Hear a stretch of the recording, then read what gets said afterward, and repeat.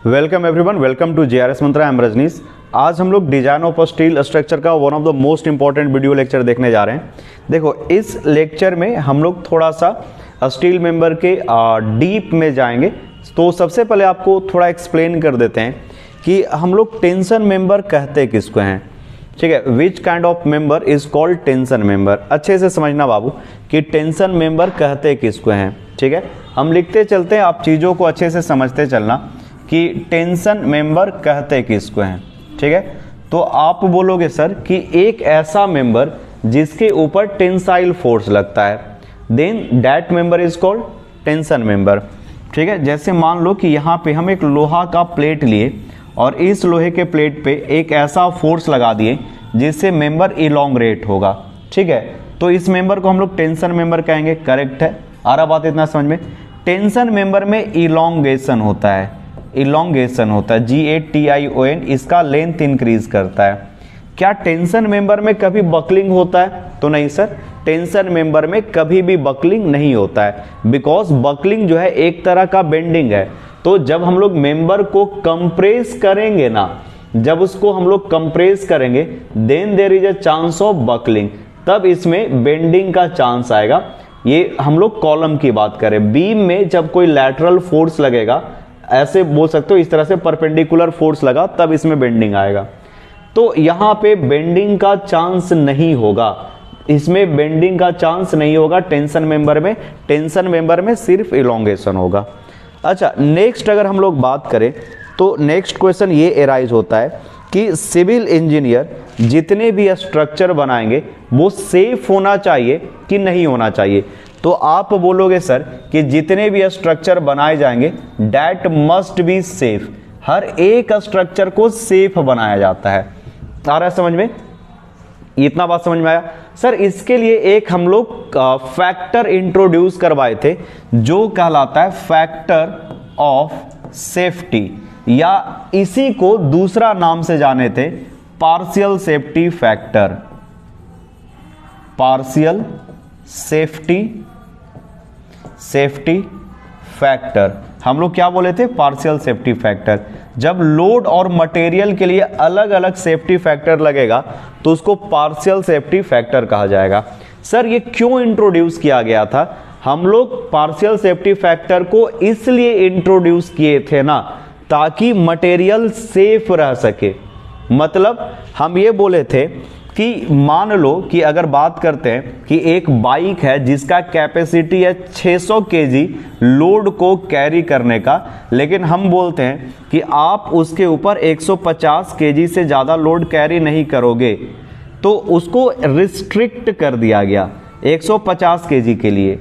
या आप ऐसे भी सोच सकते हो कि जब 150 केजी का वेट आएगा तो इसके लिए हम लोग मोटरसाइकिल को 600 केजी के लिए बनाए हैं, यानी जितना का जरूरत है उससे ज़्यादा मजबूत बनाते हैं। या आप उसको दूसरे ढंग से ऐसे समझ सकते हो कि जितना ज़्यादा वो मटेरियल मजबूत है उससे कम उसके ऊपर लोड लगाते हैं। तो जब कम लोड लगाएंगे तो उसमें कम स्ट्रेस जनरेट होगा, कम स्ट्रेस जनरेट होगा तो वो सेफ रहेगा। आ रहा है इतना बात समझ में? मतलब सर, आप बोलना क्या चाहते हैं कि मटेरियल जितना भी, कोई भी मटेरियल हो, लोहा हो, स्टील मतलब लोहे का मटेरियल हो, लकड़ी, पत्थर, ईंट, कुछ भी हो, उसके अल्टीमेट स्ट्रेंथ तक नहीं जाना चाहिए, यानी उस पर कभी भी अल्टीमेट स्ट्रेस नहीं लगाना चाहिए। यानी जितना उसका कैपेसिटी है उससे कम आप उस पर कम फोर्स लगाओ, जितना उसका मजबूती है उससे कम उस पर फोर्स लगाओ, तो जाके मटेरियल क्या रहेगा? सेफ रहेगा। और इसी के लिए हम लोग पार्शियल सेफ्टी फैक्टर का फॉर्मूला लिखे थे। Partial safety factor, safety SAFETY, safety factor का फॉर्मूला लिखे थे, या फैक्टर ऑफ सेफ्टी का फॉर्मूला लिखे थे। फैक्टर ऑफ सेफ्टी का फॉर्मूला लिखे थे। Factor of safety he partial safety factor है, बट मटेरियल के लिए अलग लगाते हैं और किसके लिए? लोड के लिए अलग लगाते हैं, तो इसके लिए पार्शियल वर्ड यूज किया जाता है। तो याद करना, इसका फॉर्मूला क्या था? बोले थे आप यील्ड स्ट्रेस बोलो या अल्टीमेट स्ट्रेस बोलो। जैसे यहां पे बोल रहे yield stress divided by permissible stress या वर्किंग स्ट्रेस। परमिसिबल स्ट्रेस या वर्किंग स्ट्रेस। ठीक है, आ रहा बाबू इतना बात समझ में? अरे ठीक है, तो क्या हम ऐसा लिख सकते हैं कि नेक्स्ट यहां पे लिखना है इस तरह से कि permissible stress, permissible MISSIBLE, copy में लिखते चलना, परमिसिबल स्ट्रेस मतलब आपको ना मटेरियल में इससे ज्यादा स्ट्रेस जनरेट होने देना है कि नहीं होने देना है। परमिसिबल का मतलब आपको इससे ज्यादा परमिशन नहीं देना है। तो परमिसिबल स्ट्रेस को हम लोग एक लाइन में और ऐसे लिख सकते हैं क्या, ये yield stress as it is रह जाएगा, yield stress as it is रह जाएगा, और नीचे क्या पार्शियल सेफ्टी फैक्टर आ जाएगा। नीचे हम लोग लिख सकते हैं पार्शियल सेफ्टी फैक्टर, ऐसा लिख सकते हैं क्या। तो लोग सर इसमें क्या बड़ा बात है, आप मल्टीप्लाई कर दिए, क्रॉस मल्टीप्लाई कर दिए, इसको इधर लेके चले गए, उसको इधर लेके चले गए। देखो परमिसिबल स्ट्रेस है, यहां पे लिखते हैं परमिसिबल स्ट्रेस, परमिसिबल स्ट्रेस, ऐसा लिख सकते हैं क्या, permissible stress equal to yield stress को FY लिख दो। FY क्या हो गया, यील्ड स्ट्रेस को रिप्रेजेंट कर रहा है, यील्ड स्ट्रेस को हम FY से लिख रहे हैं, और पार्शियल सेफ्टी फैक्टर को गामा M से लिखा जाता है, divided by partial safety factor for material. Gamma का मतलब है पार्शियल सेफ्टी फैक्टर और M का मतलब क्या हो गया, material, M stand for material. आप इसको ऐसे लिख लो, इतना पहले हम लोग स्टार्ट कर रहे हैं, उससे पहले आप इसको लिख लो। परमिसिबल स्ट्रेस होगा वो FY बाय गामा M होगा, ये यील्ड स्ट्रेस को रिप्रेजेंट कर रहा है, ये पार्शियल सेफ्टी को रिप्रेजेंट कर रहा है। ठीक है, पार्शियल सेफ्टी फैक्टर हम लोग पढ़े थे कि 1.1 होता है। ठीक है, इन केस ऑफ यील्डिंग, इतना लिख लिया हो गया, पहले एकदम नोट करते चलो, धीरे धीरे हम करके हर एक चीज को समझते चलेंगे। देखो पिछले क्लास में हम लोग पार्शियल सेफ्टी फैक्टर को आपको दिखाए थे या लिखवाए थे, बताए थे कि जब गामा M नॉट या गामा M वहां पे लिखे, यहाँ पे गामा 0 वगैरह इंट्रोड्यूस कर दिया, हम लोग इस पे भी डिस्कशन करेंगे। जब यील्डिंग की बात आएगी तो गामा M नॉट का वैल्यू 1.1 होगा। अभी याद कर लेगा, सब याद कर लेगा कि जब यील्डिंग आएगा तो गामा का वैल्यू 1.1 होगा, और जब अल्टीमेट स्ट्रेस आएगा तो गामा का वैल्यू 1.25 होगा। ये डेटा दूगो याद कर लिया सब जल्दी से। अरे गधा, तुम लोग जल्दी से याद कर लो, एकदम दिमाग में इसको बैठा लो, क्योंकि स्टील जो है वो जितना जल्दी दिमाग में चीजों को बैठाओगे उतना अच्छा रहेगा। यानी यहां पे गामा M का वैल्यू कितना होगा, 1.1। आ रहा है इतना बात समझ में, 1.1 मतलब आप क्या बोलना चाह रहे हैं सर, एकदम अच्छे से समझेगा, सब एक एक चीज को अच्छे से समझेगा। मतलब अगर किसी का यील्ड स्ट्रेस है, ध्यान से समझना बच्चा, अगर किसी मटेरियल का यील्ड स्ट्रेस यानी मजबूती है, वो मान लो कि 110 न्यूटन पर mm² है, तो यहां पे अगर हम लोग गामा M यानी 1.1 से डिवाइड कर दे तो क्या इसका वैल्यू 100 नहीं हो जाएगा। आप डिवाइड करके देखो, 10 ऊपर गया, 11 10 100 हो जाएगा, 100 न्यूटन पर mm²। अच्छा, ये किसका वैल्यू आया, परमिसिबल स्ट्रेस का। बस इस चीज को आप समझो, परमिसिबल स्ट्रेस का ये वैल्यू आ गया 110। अब हम थोड़ा सा और आपको मैजिक दिखा रहे हैं, या देखो इसको बोलते हैं ना बेसिक कॉन्सेप्ट समझाना, इसको बोलते हैं बेसिक कॉन्सेप्ट समझाना। अब अच्छे से समझना, हम बोल रहे हैं कि मटेरियल का यील्ड स्ट्रेस है वो 110 है, यील्ड स्ट्रेस 110 न्यूटन पर mm² है, 110 न्यूटन पर mm² है, और परमिसिबल स्ट्रेस है वो 100 न्यूटन पर mm² है। यानी मटेरियल को हम कितना मजबूत मानेंगे सर, हम मटेरियल को 110 के जगह पे 100 न्यूटन मजबूत मानेंगे। अच्छा, इससे मटेरियल सेफ रह जाएगा क्या। देखो मटेरियल का मजबूती ना 110 है, लेकिन हम क्या माने हैं, 100 ही माने हैं, यानी उसमें अभी भी 10 न्यूटन पर mm² का स्ट्रेंथ रिजर्व है। यानी मटेरियल पे अगर आप इतना स्ट्रेस डेवलप करोगे तो टूटेगा। आ रहा है बच्चा समझ में। हम ये बोल रहे हैं कि एक मटेरियल के ऊपर आपने लोड लगाया और लोड लगा के उसमें जो स्ट्रेस डेवलप कर रहे हो वो 100 न्यूटन वाला स्ट्रेस डेवलप कर रहे हो। लोड लगाकर इसमें हम स्ट्रेस डेवलप किए वो 100 न्यूटन का किए। अब इससे ज्यादा करना नहीं है, नहीं तो फांसी की सजा हो जाएगी। तो हम लोग लोड लगा के इतना स्ट्रेस डेवलप किए तो मटेरियल सेफ रहा, मटेरियल सेफ रहेगा क्योंकि उसका अपना मजबूती है वो 110 है और हम क्या किए घटाकर यहाँ पे मजबूती एज्यूम किए हैं। तो यहाँ पे मटेरियल क्या रहेगा, मतलब सेफ रहेगा। अब यही सब चीज के बारे में थोड़ा डिस्कशन करना है। ये देखो छोटा मोटा चीज है, अब सब दिमाग से निकाल देगा। अब थोड़ा सा 1 मिनट के लिए पॉज कर दो वीडियो को, ठीक है, 1 मिनट के लिए वीडियो को पॉज कर दो। पॉज कर दिया, थोड़ा देर के लिए रेस्ट ले लो। जितना कुछ अभी बताएं सब भूल जाओ, सब दिमाग से बाहर निकाल दो, एकदम अचड़ा कचड़ा बाहर निकाल दो। ये सब रिवीजन करवाएं। अरे 10 मिनट तक तुमको हम क्या करवाएं, रिवीजन करवाएं, इधर उधर का बात की। हो गया, अब निकाल दिया सब दिमाग से बात। अब हम लोग आ जाते हैं अपने नए टॉपिक पे। कभी भी चीजों को ना लोड नहीं लेगा, चीजें आसान होती है। तुम लोग क्या करता है, टेंशन मेंबर पे लोड लगाने की जगह खुद पे लोड लगाने लगता है और दिक्कत हो जाता है। तो कभी भी स्ट्रेस नहीं लोगे, चीजों को आसानी से समझोगे। क्या समझना है कि सर बार बार बोल रहे हैं कि मटेरियल को ना सेफ रखना है। कोई भी मटेरियल जो भी मटेरियल यूज करेंगे स्ट्रक्चर बनाने में, हम लोग को स्ट्रक्चर को और मटेरियल को सेफ रखना है और इसी का जुगाड़ हम लोग करने जा रहे हैं। अगर मटेरियल को आप सेफ रखना चाहते हो तो आपको क्या करना पड़ेगा, लोड कम लगाना पड़ेगा।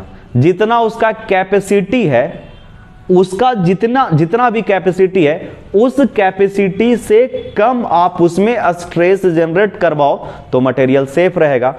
कैपेसिटी से ज्यादा स्ट्रेस जनरेट करवा दिया तो वो फेल हो जाएगा। बस यही चीज हम लोग को ध्यान रखना है। फिर से सुनेगा एक बार, फिर से बोले, हर मटेरियल का एक अपना कैपेसिटी होता है, एक अपना मजबूती होता है। आपको क्या करना है कि उस लिमिट से कम उसमें स्ट्रेस जनरेट करवाना है। समझा? फिर से, अरे ये सब इतना बारीक, इसको बोला जाता है सिल्वर लाइनिंग। सब बड़ी बड़ी बात करता है but no one talk about the small things. छोटी छोटी बातें ना आपके दिमाग में जब बैठ जाएगी तो बड़ा बड़ा कॉन्सेप्ट आसानी से समझ में आएगा। सर आप क्या बोल रहे हैं, हम ये बोल रहे हैं ना बच्चा कि मान लो कि एक मटेरियल ऐसा है, लोहे का, ये एक मटेरियल है, ठीक है, एक लोहे का मटेरियल है। हमको पता है कि लोहे का मटेरियल का कैपेसिटी जो है, कैपेसिटी का मतलब क्षमता, कैपेसिटी का मतलब क्षमता है, वो 110 न्यूटन पर mm स्क्वायर का है। तो हम लोग कभी भी ऐसा लोड लगाएंगे, इतना लोड लगाएंगे कि इसका ये स्ट्रेस से ज्यादा इसमें स्ट्रेस जनरेट हो जाए। अगर ऐसा होगा तो मटेरियल फेल हो जाएगा, टूट जाएगा। नहीं समझे? हम कोई भी लोड लगाएंगे ना तो हम लोड लगाते समय इस बात का ध्यान रखेंगे कि कभी भी मटेरियल में जो स्ट्रेस जनरेट होगा, जो इसके अंदर स्ट्रेस जनरेट होगा, आपको वो स्ट्रेस इससे ज्यादा जनरेट नहीं करवाना है, इससे कम करवाना है, तो मटेरियल सेफ रह जाएगा। चलो, golden word should not be repeated. जो अच्छी बातें, जो अच्छा कॉन्सेप्ट होता है उसको ज्यादा रिपीट नहीं करना चाहिए, ठीक है। अब आगे देखते हैं। अगर हम लोग बात करें टेंशन मेंबर का, तो टेंशन मेंबर है, देखो कुछ ऐसा होता है बच्चा। टेंशन मेंबर ना, मतलब ये आई सेक्शन का हो सकता है, चैनल सेक्शन का हो सकता है, it could be different shape. यहाँ पे देखो आई सेक्शन है, यहाँ पे आई सेक्शन है, यहाँ पे बॉक्स सेक्शन, आई सेक्शन दिखाई दे रहा होगा। They are connected with the bolt, और इसके ऊपर कैसा फोर्स लगेगा? तो सर अगर इसके ऊपर टेंसाइल फोर्स आप लगा दिए ना तो हम इसको मान लेंगे टेंशन मेंबर।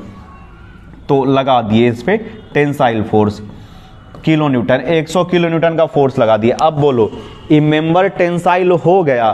तो बोलोगे हाँ सर ये मेंबर टेंसाइल हो गया। अगर इस मेंबर के ऊपर हम लोग ऐसे फोर्स लगा दिए 200 न्यूटन का, तो ये मेंबर टेंसाइल हो गया क्या? तो बोलोगे हाँ सर टेंसाइल हो गया। चलो, यही चीज हम आपको समझाना चाह रहे थे कि टेंशन मेंबर के ऊपर टेंसाइल फोर्सेस लगते हैं। अच्छा बच्चा, अगर इस डायग्राम को आप देख पा रहे होगे, समझ पा रहे होगे, तो देखो इस डायग्राम में कैसा फोर्स लग रहा है? पी फोर्स लग रहा है, ठीक है। देखो मेंबर ना एक जगह पे कनेक्टेड होता है, एक प्लेट से कनेक्टेड होता है, और इसको अंग्रेजी में ई प्लेट को ना अंग्रेज लोग गसेट प्लेट बोलता है। हम लोग गसेट प्लेट भी बोलेंगे और बोलेंगे कि मेंबर जो है ना एक जगह पे कनेक्ट, इसी को ज्वाइंट बोला जाता है। अरे तुम लोग ट्रस्ट में नहीं पढ़ा था? नहीं पढ़ा था, कोई दिक्कत नहीं है। इसको क्या बोलते हैं? ज्वाइंट बोलते हैं। यहाँ पे देखो एक मेंबर, दो मेंबर, तीन मेंबर, 4 मेंबर आके मिला हुआ है। अरे मजा आएगा, अच्छे से पढ़ो ना बाबू, बहुत ही it is going to be very easy subject, ठीक है, बहुत ही आसान सब्जेक्ट होगा, बस चीजों को आप धरते जाओ, समझते जाओ। हो सकता है कि लेक्चर थोड़ा बड़ा हो जाए, लेकिन इसके लिए हम सॉरी बोल रहे हैं पहले से, हो सकता है ये 30 मिनट 35 मिनट का लेक्चर हो जाए। आप पेशेंसली देखो, मेरा काम है ना एकदम बेसिक चीज को आपके दिमाग में डाल देना, अब आप इसको अच्छे से यूज करोगे। तो it is going to be a tension member because इसके ऊपर टेंसाइल फोर्स लग रहा है। चलो अब मुद्दे की बात पे आते हैं, धीरे धीरे हम लोग धीरे धीरे अपने टॉपिक पे आ जाएंगे। देखो ये सब चीज जान के रखोगे ना, समझ के रखोगे, तो आपको आगे का चीज समझने में और आसानी होगा। This is a tension member, ये कैसा मेंबर है? तो ये एक टेंशन मेंबर है because it is carrying a tensile force. आ रहा है इतना बात समझ में? अगर हम आपसे पूछते हैं कि टेंशन मेंबर फेल कैसे हो सकता है, टेंशन मेंबर है वो फेल होगा क्या, टूटेगा क्या? अगर आप क्षमता से ज्यादा लोड लगाओगे तो टेंशन मेंबर फेल हो जाएगा। तो टेंशन मेंबर है, देखो यहां पे बच्चा, ये सब टेंशन मेंबर है। क्या टेंशन मेंबर जो नट बोल्ट से कनेक्टेड है, क्या इस पैटर्न में फेल हो सकता है? ये टूट सकता है? ऐसा कुछ इस शेप में देखो टूट सकता है?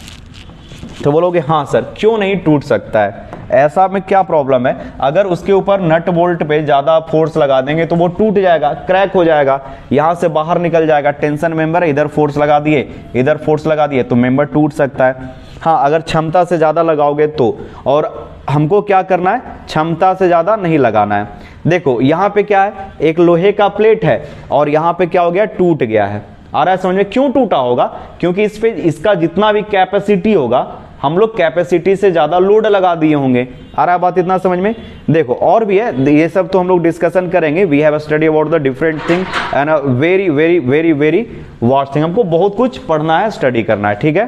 पर कुछ इस पैटर्न में भी फेल हो सकता है, यानी जो टेंशन मेंबर है जो प्लेट वगैरह से कनेक्टेड है, तो इस तरह से फेल हो सकता है।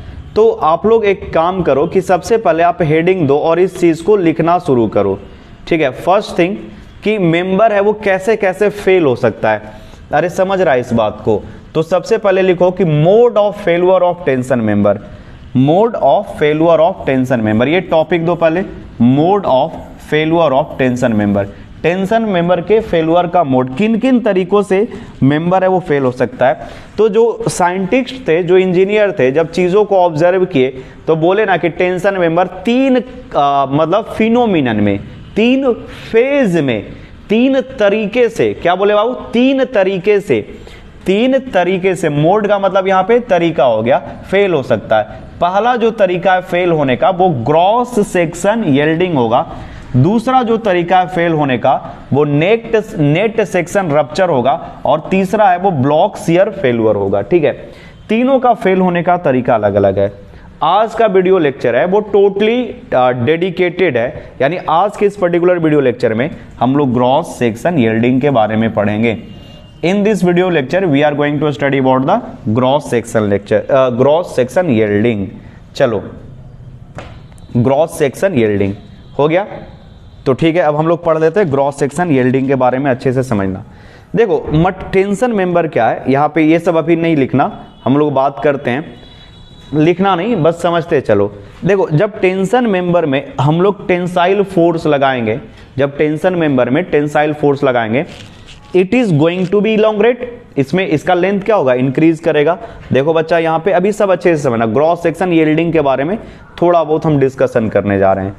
तो जब टेंशन मेंबर के ऊपर, ध्यान से समझना, टेंशन मेंबर के ऊपर जब हम लोग फोर्स लगाएंगे, कैसा फोर्स लगाएंगे, टेंसाइल फोर्स लगाएंगे, तो व्हाट विल हैपन, अगर इसके ऊपर हम लोग टेंसाइल फोर्स लगाएं, टेंसाइल फोर्स लगाए, पी फोर्स लगा दिए, पी फोर्स लगाए, तो this member is going to be elongate, ये मेंबर इलोंग्रेट होगा। आ रहा है इतना बात समझ में? This member is going to be elongate. हम क्या लिख रहे हैं, दिस मेंबर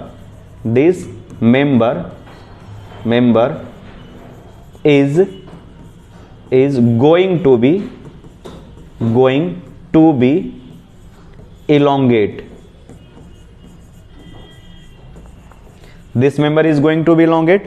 इस मेंबर का लेंथ है वो बढ़ जाएगा। सर लेंथ बढ़ेगा तो क्या होगा? अरे तुम लोग ध्यान से समझना, ये पढ़ा है ना स्ट्रेस स्ट्रेन कर्व, मटेरियल में एक होता है बोल सकते हो कि प्लास्टिक डिफॉर्मेशन, एक होता है इलास्टिक डिफॉर्मेशन। चलो वो सब छोड़ दो, हटा दो। ये तो समझता है ना कि जब इसका लेंथ बढ़ेगा, इसका लेंथ इंक्रीज होते होते जब इसका लेंथ 10 से 15% इंक्रीज हो जाएगा ओरिजिनल लेंथ का, मतलब मान लो 1 मीटर है तो 1 मीटर का 10 से 15% इसका लेंथ इंक्रीज हो जाता है, तो इस चीज को बोला जाता है यील्डिंग। मटेरियल में क्या हो गया? यील्डिंग हो गया, WIELDING, यील्डिंग हो गया।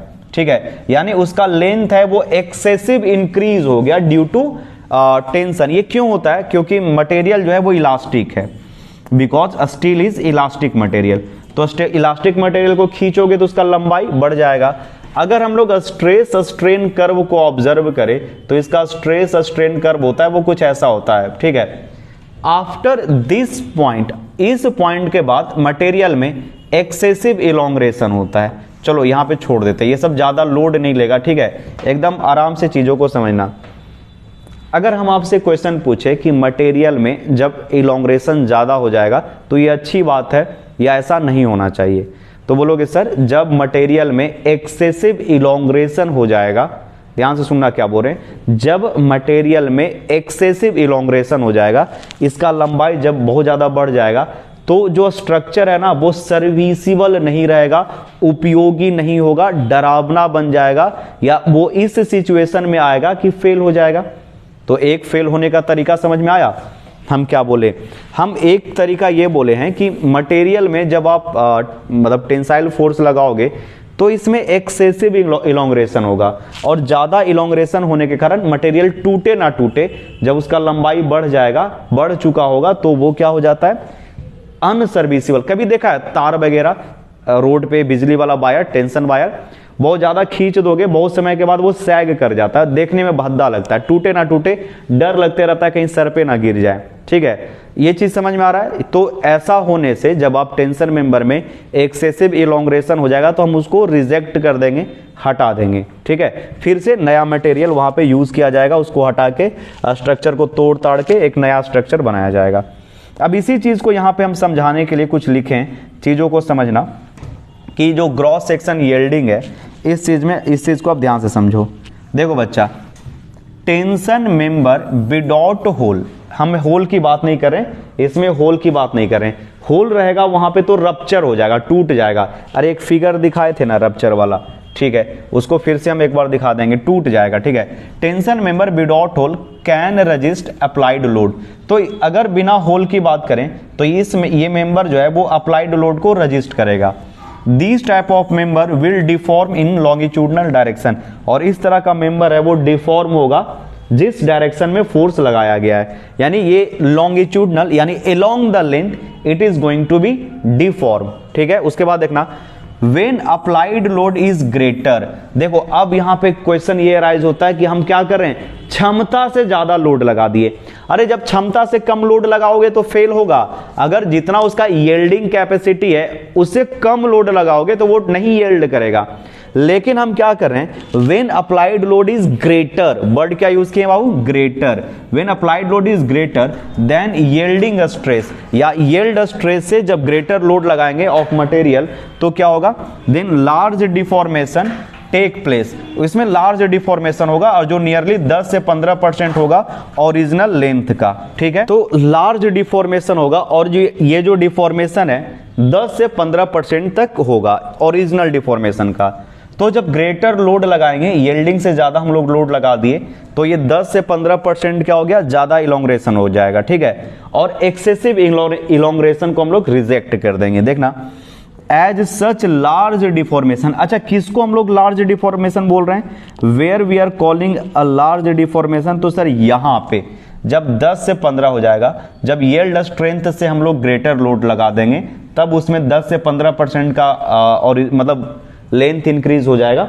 उस सिचुएशन में हम क्या बोलेंगे कि इसमें लार्ज डिफॉर्मेशन हो गया, a structure become not suitable for use, और इससे क्या होगा, स्ट्रक्चर होगा वो यूज करने लायक नहीं रहेगा, हम उसको रिजेक्ट कर देंगे। ठीक है, चलो तो आप इसको पहले लिख लो, ये इतना लिख लिया होगा, उम्मीद है लिख लिया होगा। अब आगे बढ़ जाते हैं, इतना पहले इसको लेट मी लिखने देते हैं, थोड़ा समय दे देते हैं। अब इसके बाद ये वाला चीज़ है उसको ड्रॉ कर लोगे, ये चीज़ है ड्रॉ करोगे, और इसमें कुछ चीज़ें हैं वो आप इरेज कर देना, ये जैसे ये सब चीज़ें इसको भी आप इरेज करोगे जस्ट उतना लिखने के बाद।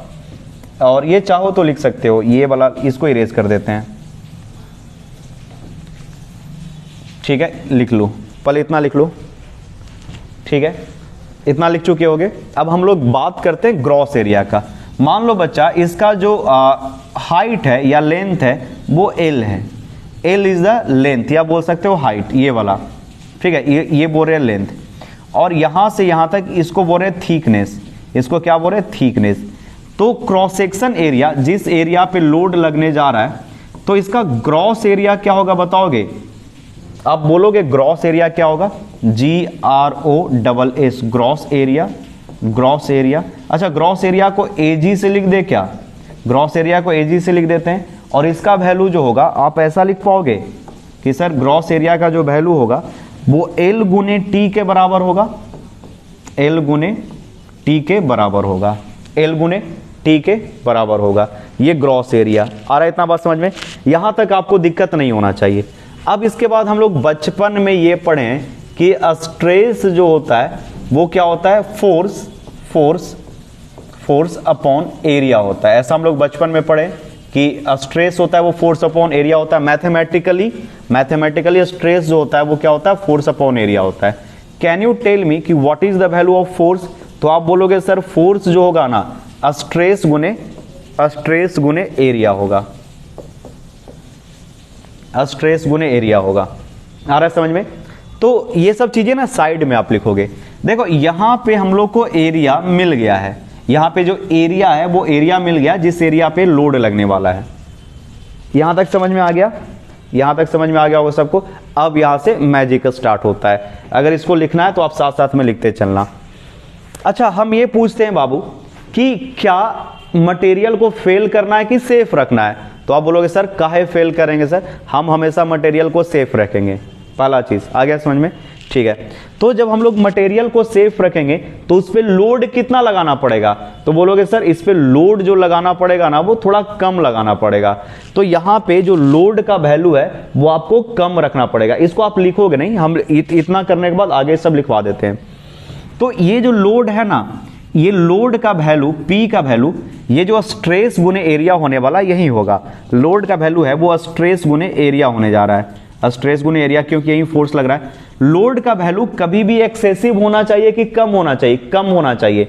तो जो हम लोग यहाँ पे स्ट्रेस लिख रहे हैं ये यील्ड स्ट्रेस होगा F बाई, और गुने यहाँ पे एरिया हो जाएगा ग्रॉस एरिया। लेकिन हम क्या करेंगे कि जितना इसका कैपेसिटी है उससे कम स्ट्रेस लगाएंगे, तो गामा M यहां पे आ जाएगा। नहीं समझा ये बात? फिर से समझना, यहां पे इस चीज को समझना।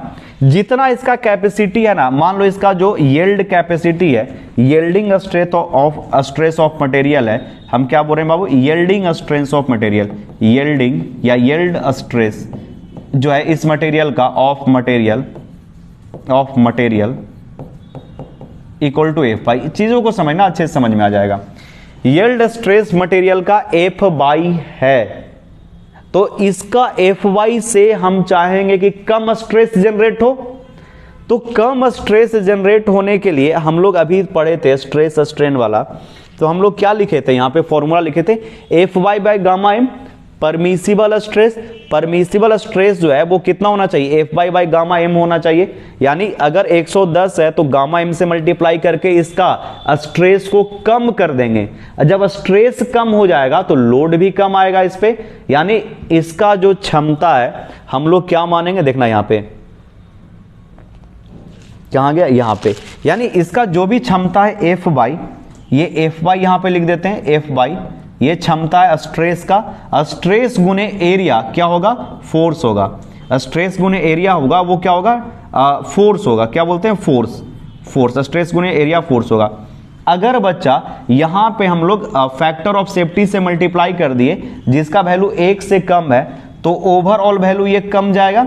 जब ये ओवरऑल वैल्यू कमेगा तो फोर्स भी कम जाएगा, यानी मटेरियल के ऊपर कम फोर्स लगेगा, और कम फोर्स लगेगा तो हम लोग क्या करेंगे? मटेरियल को सेफ मानेंगे। नहीं समझा? चलो आ जाओ, यहां पे आओ। यहां पे आओ, इफ वी वांट टू, इसको थोड़ा बहुत लिखोगे। अब यहां पे देखो, if we want to keep the material, if we want to keep the material safe, तब हम लोग उसके ऊपर क्या लगाएंगे, जो स्ट्रेस डेवलप करेंगे, जो उसके पास फोर्स लगाएंगे वो कम लगाएंगे। जो मटेरियल का कैपेसिटी है, क्षमता है, उससे कम हम लोग मटेरियल के ऊपर फोर्स लगाएंगे। तो उसमें जो डिजाइन स्ट्रेस होगा या डिजाइन लोड होगा due to yielding for tension member, उसको TDG बोल रहे हैं। TDG जो है वो T for tension, D for design, ठीक है। तो यहां पे देखो T फॉर क्या हो रहा है, टेंशन मेंबर,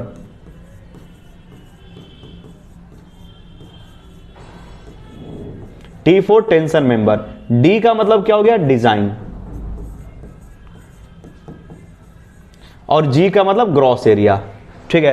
तो design stress due to yielding जो होगा, हम लोग ऐसा लिख पाएंगे, फोर्स गुने एरिया। ये जो TDG है वो फोर्स है, TDG है वो डिजाइन, नहीं समझ में आ रहा होगा, लोड नहीं लेगा। फिर से बोल रहे, चीजों को एकदम आसान कर देंगे, बस आप समझते जाना। जो फोर्स होगा स्ट्रेस गुने एरिया होगा, लेकिन अगर हम स्ट्रेस को कम कर दें तो देखो ये वैल्यू है ना बच्चा, देखना ध्यान से समझना, ये जो वैल्यू है वो आपको गिवन होगा, ये वैल्यू है वो गिवन होगा। अच्छा, ये वैल्यू गिवन है और ये वैल्यू हम लोग कैलकुलेट कर लिए, तो यहां से मल्टीप्लाई करके जो फोर्स का वैल्यू होगा वो कम आएगा, क्योंकि गामा नॉट का हम लोग यूज कर लिए हैं। तो गामा नॉट है वो पार्शियल सेफ्टी फैक्टर है, और यहां पे वैल्यू यूज करेंगे 1.1 का। तो ऑटोमेटिकली देखो, हमको ये वाला चीज फाइंड आउट करना है, हमको ये पता करना है कि मटेरियल के ऊपर कितना लोड लगाएं। जैसे एक मटेरियल है बच्चा, ध्यान से समझना, इस मटेरियल के ऊपर कितना लोड लगाएं, तो हम क्या बोलेंगे कि जितना क्षमता है ना, उससे आप ध्यान से समझेगा, सब ध्यान से समझना कि कैपेसिटी से कम लोड लगाना है। समझा, हम क्या बोले, कैपेसिटी से कम लोड लगाना है, कम लोड लगाना है, लिख लेना हिंदी में, लगाना है, कैपेसिटी से कम लोड लगाना है। अगर क्षमता से ज्यादा लोड लगा देगा तो मटेरियल फेल हो जाएगा। अच्छा, इसका कैपेसिटी कितना है, अरे सर इसका कैपेसिटी ना Fy है, यील्डिंग में Fy है, तो इसको कम कर दें। तो अगर सर इसका Fy में यील्डिंग 110 है, तो इसको 1.1 से चुपके से मल्टीप्लाई कर दीजिए। तो जैसे मल्टीप्लाई कीजिएगा, इसका कैपेसिटी हम लोग कम मान लेंगे, और जब कैपेसिटी कम माने हैं तो आदमी को मूर्ख बना रहे हैं कि देखो देखो ना, कैपेसिटी जो है ना उसका Fy/m0 है, तो वो भी आदमी समझेगा चलो ठीक है, Fy/गामा नॉट है, कम है, और एरिया से मल्टीप्लाई करेंगे तो ये लोड कम आएगा। यानी इसके ऊपर जो लोड लगने वाला है ये TDG, जिसको डिजाइन स्ट्रेस बोल रहे हैं, स्ट्रेंथ, डिजाइन स्ट्रेंथ मतलब लोड लगा के मजबूती चेक करना, ठीक है। ड्यू टू, इसका यूनिट क्या होगा, न्यूटन में होगा, यही लोड का बात कर रहे हैं। TDGN का मतलब क्या हो गया, design stress due to yielding for tension member. तो ये जो TDG निकालेंगे, जो फोर्स निकालेंगे, वो कम स्ट्रेस लेके निकालेंगे, तो इस पे अप्लाइड होने वाला फोर्स का भी वैल्यू लिमिटेड रह जाएगा। कम फोर्स लगेगा तो इसमें स्ट्रेस कम जनरेट होगा और मटेरियल सेफ रह जाएगा। अरे समझा, तो बोलोगे हाँ सर अब कोई दिक्कत नहीं है, अब हम समझ गए कि आप दिमाग लगाए हैं बहुत अच्छा वाला, और ये दिमाग लगाए हैं कि इसमें से सर ये वाला ना आपको निकालना है, ये हम लोग को क्या करना है, फाइंड आउट करना है, ये फाइंड आउट करना है, इसको इसी को निकालना है, फाइंड आउट करना है। तो इसको फाइंड आउट करना है, इसका वैल्यू कम और ज्यादा हो सकता है, it is going to depend upon Fy। तो सर इसका कैपेसिटी अगर Fy है ना, तो आप ऑटोमेटिकली Fy का वैल्यू को डिवाइड कर दिए फैक्टर ऑफ सेफ्टी से, तो ये पूरा का पूरा वैल्यू डिक्रीज कर गया। अब एरिया से मल्टीप्लाई कर दिए तो ये वाला वैल्यू कम आया, तो इसका मतलब इस पे लोड हम लोग कम लगाएंगे तो मटेरियल सेफ रह जाएगा। यही कॉन्सेप्ट है, और उम्मीद है कि 28-30 मिनट में ये कॉन्सेप्ट आपको हम समझा दिए हैं। अरे बढ़िया से समझाएं, और नहीं समझ में आया है तो टेंशन नहीं लेगा, इतनी बार इसको रगड़ेंगे ना कि चिंगारी कहीं और से निकलेगा, ठीक है। चलो समझ तो गया होगा। एक टीचर है जो आके एक एक घंटा स्टूडेंट को मोटिवेट करता है कि उधर मत जाओ उधर मत जाओ, उसका 1 घंटा कोई काम नहीं आता है, थोड़ा सा मेरा 2 मिनट का मोटिवेशन तुम लोग डायरेक्ट वहीं पे समझता है, ठीक है। तो चलो यहाँ पे बात करते, देखो अब यहाँ से मेहनत करना शुरू करेंगे, ठीक है। जो लैग हो गया 10 दिन 12 दिन थोड़ा सा हम लोग लेक्चर कम दिए हैं, वो हो गया सो हो गया, क्योंकि एडमिशन के चक्कर में थोड़ा हम भी परेशान थे। सो अब जो है पूरा डेडिकेटली हम आपके पीछे लग गए, आपके पीछे पड़ गए। 3 सब्जेक्ट का तो बहुत बढ़िया से प्रिपरेशन कर देंगे। इलेक्टिव के लिए टीचर का भी आ रहा है जा रहा है आ रहा है जा रहा है, मतलब हम भी परेशान हैं, हम भी चाह रहे हैं कि वो टीचर मेरे साथ जुड़ा रहे, कंटिन्यू रहे, वो अच्छे से पढ़ाए, लेकिन कभी बोलता है कि मतलब समझ रहे हो प्रॉब्लम्स, तो थोड़ा बहुत हो रहा है, कभी शादी उनका ठीक हो रहा है, कभी वो शादी में खुद जा रहे हैं, तो इसलिए थोड़ा डिले हो रहा है। मतलब अगर मेरे ऊपर रहता तो हम अब तक इलेक्टिव स्टार्ट कर दिए होते, लेकिन चलो कभी कभी दूसरे के ऊपर डिपेंड हो जाना पड़ता है, तो कुछ कर नहीं सकते हैं। आगे बढ़ जाते हैं, इसको फिर से एक बार हम समझाते हैं और आसान भाषा में ध्यान से सुनना। फिर से एक बार रिपीट करके इसको लेक्चर को यहीं पे रोकेंगे, फिर से एक बार सुन लो अच्छे से। मटेरियल में हम चाहते हैं ना कि स्ट्रेस कम डेवलप हो, जो उसका क्षमता है उससे कम स्ट्रेस डेवलप हो, तो आपको लोड ज़्यादा लगाना पड़ेगा कि कम लगाना पड़ेगा, तो कम लगाना पड़ेगा। तो यही लोड हम लोग निकालने की कोशिश कर रहे हैं। तो जो क्षमता है उसका, उस क्षमता से यहाँ पे जो भी उसका कैपेसिटी है उस कैपेसिटी से कम स्ट्रेस मान लिए।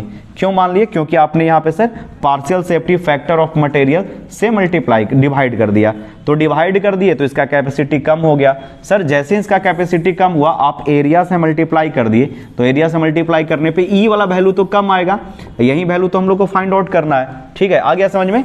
चलो एक क्वेश्चन दें, एक क्वेश्चन घर से करोगे, ठीक है। ये डायग्राम बना लिया होगा, एक छोटा सा होमवर्क देते हैं, ठीक है। यहां पे लिख देते हैं what is the design strength, question है व्हाट इज द, क्वेश्चन लिख लेना sir, what is the design strength, design strength. अच्छा, डिजाइन स्ट्रेंथ करने का मतलब मजबूती, यानी आप उसके ऊपर कितना लोड लगा सकते हो।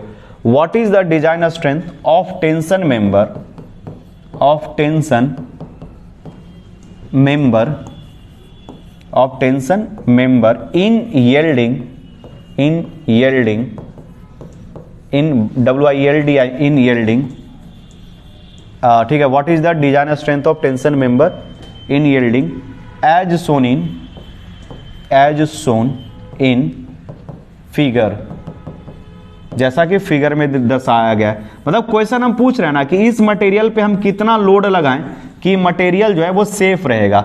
ये जो प्लेट है, इस प्लेट पे हम कितना लोड लगाएं कि ये सेफ रहेगा।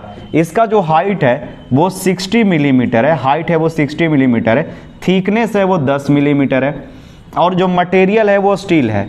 मटेरियल है वो कैसा है? स्टील है। और स्टील के लिए Fy का वैल्यू है, वो Fy का वैल्यू है दिया हुआ है 250 न्यूटन पर mm स्क्वायर, Fy का वैल्यू। गामा m नॉट, या गामा m लिखो या गामा m नॉट लिखो या गामा नॉट लिखो, गामा नॉट का वैल्यू है 1.1। तो हम पूछ रहे हैं ना कि कितना लोड लगाएं, यानी what is the design strength, कितना लोड लगाएं कि मटेरियल फेल नहीं हो यील्डिंग में। आप यहां पे TDG का वैल्यू निकालोगे कितना होगा, यानी डिजाइन टेंशन मेंबर का G का वैल्यू, यानी ग्रॉस एरिया के लिए। चलो तो इस लेक्चर को यहीं पे रहने देते हैं। In the next video lecture इसका पहले हम आंसर बता देंगे और आंसर बताने के बाद फिर हम काम करेंगे, ठीक है। तो मिलते हैं नेक्स्ट क्लास में। Thank you everyone.